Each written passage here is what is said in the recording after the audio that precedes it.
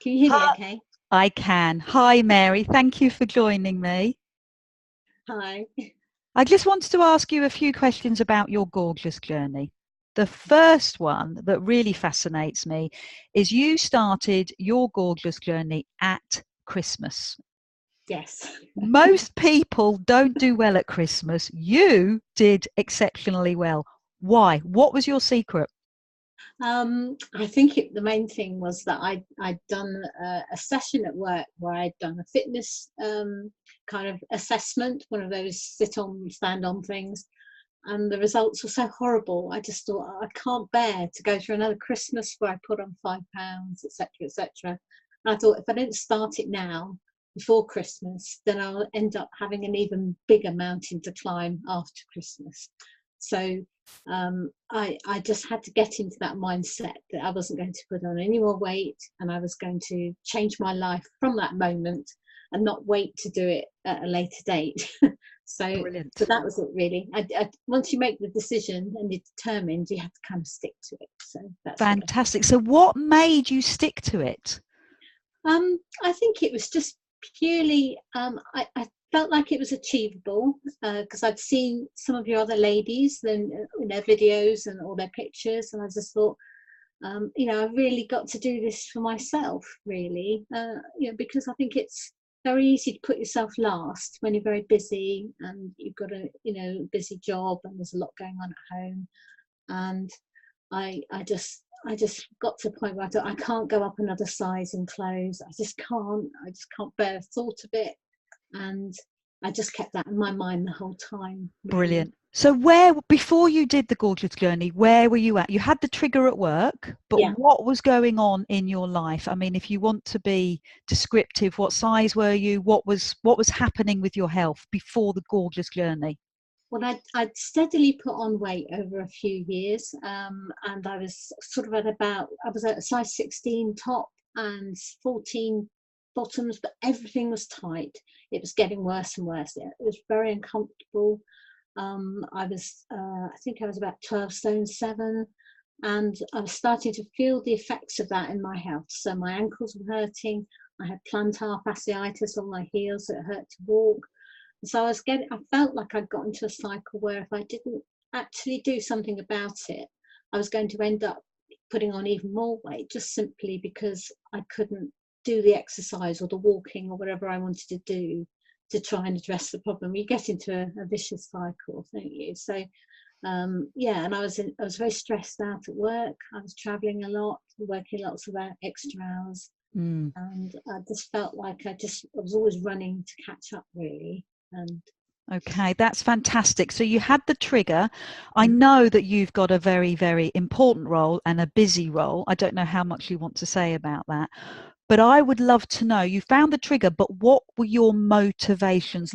I know you've said about you personally, but mm. other motivations that were happening for you, were there any? Yes, I'd lost both my parents. I lost my dad last year, and I'd lost my mum to cancer a couple of years before. And those were certainly cancer. I think is something that's triggered by being overweight, and you think of there's family histories and things. But also, it starts to make you think you want to be there for your family. You want to have a good long life. You want to see your kids grow up, and also you want the whole family to have a healthy lifestyle. And you just got to make these little changes sometimes to actually see the benefits I and enjoy your life, I really. agree. I think your biggest motivation Mm. was your family. Yeah. I mean, your son, watching him, not being able to teach teenagers. The only way to talk a teenager around is to show them, Yeah. because Yes. whatever you say to them, they weren't going to do. And when on our first few calls, that seemed to be something that you wanted to change Yeah. for your family, and I thought Yeah. that was incredibly strong motivator for you. Brilliant. Yes. So, what are your results now? How do you feel now? What are you doing differently? And how do you feel about the long term health um, aspects of your life? Well, my results. I've lost count of how many centimetres I've lost. Now, I'm down to 10 stone 5 this week, which I'm already in a healthy BMI, which was, I suppose, at the beginning, that was the main aim, to get into a healthy BMI. But I see that it's far more than that now. I've lost a lot of inches around my waist and around those organs that, they're the most dangerous areas to carry weight. I found that progressing through the program and doing your little exercise classes, and in nutrition particularly, has just been so fabulous. Given me a lot more energy.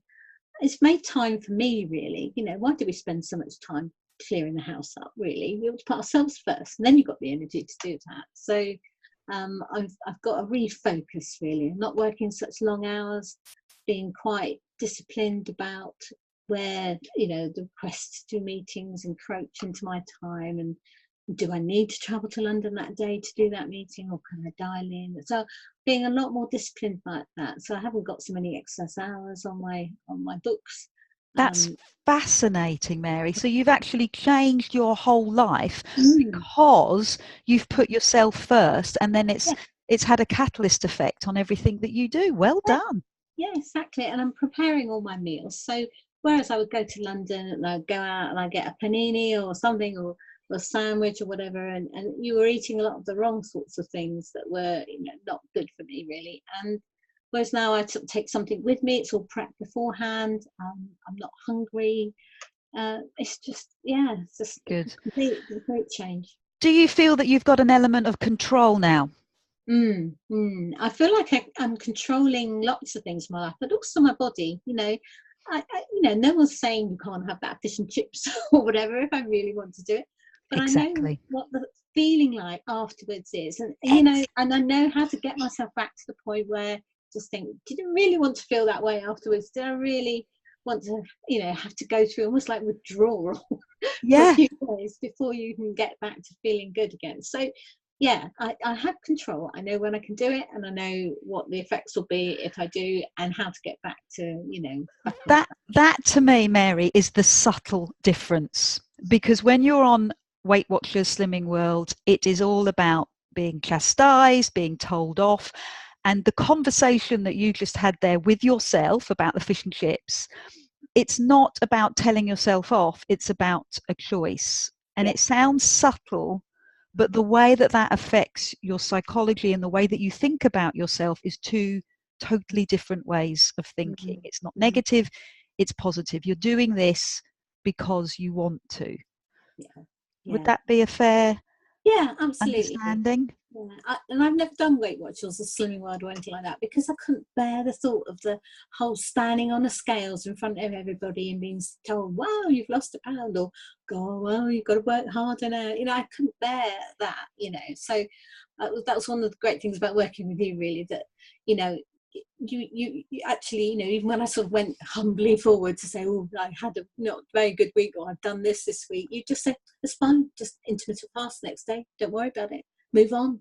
And that's been really good. Good. So that was my next question. What is it like working with me? Be honest.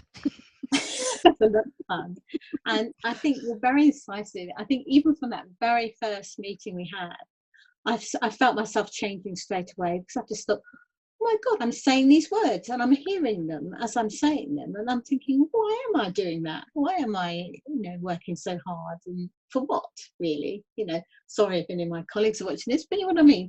You end up sort of running around, working really, really hard and trying to fit things in, and you put yourself last, when actually you put yourself first. You've got that much more energy and more focus that you actually perform better, I think. So, I totally agree, and that again is gold to me, hearing it from somebody else. Put yourself last and you're exhausted. Put yourself first and you've got more energy.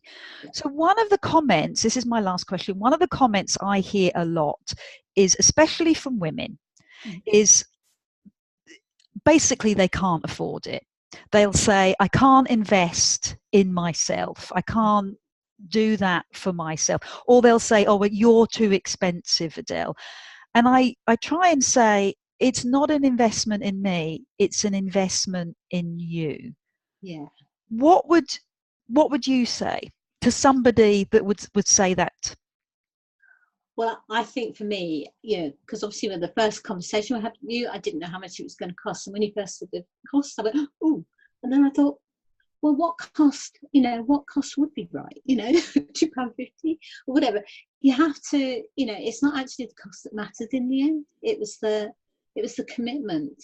And when I spoke to my friend up the road who went through this with you, she just said, I would have paid double actually, because of where it's got me in terms of my mindset and how I feel about myself and the improvements it's made to my life. So, and I thought, I'm going to go with this. And because of the value, I think I also maybe absolutely think I've got to make this work. This isn't a, £4.50 a week Weight Watchers thing. This is a real change for life. And yeah, I would go back and do it again. Yeah. Problem. And I think for anyone who's thinking about it, if they really want to make the change and they want to change their life, they don't just want to slim into a bathing suit, in the holidays, or get into a dress for a wedding. You've got to make the change forever. And Yes. I think, and if you're prepared to do that, then cost won't factor into it in the end of the day. Well, that's how I feel. I mean, I've spent thousands and thousands of pounds on myself, not just my nails. or whatever. I really mean investing in myself, because I just think it's worth it. I think it's what life can be so much better when you're prepared to make that investment in yourself and you're prepared to have a different life. Yes. That's how I feel. And it breaks my heart when we have these wonderful conversations, we cry, we laugh, we get into detail, and then suddenly it comes down to, oh, well, I can't do that, block. Yeah. How sad. I know. And it's sad. Week in Cornwall, isn't it? I mean, that's essentially it. It's what? Say that again. It's the cost of a week in Cornwall, Yeah. Well, I mean, it is, isn't it? When you put things together, when you compare it like to like, different things, you've got to get things organised.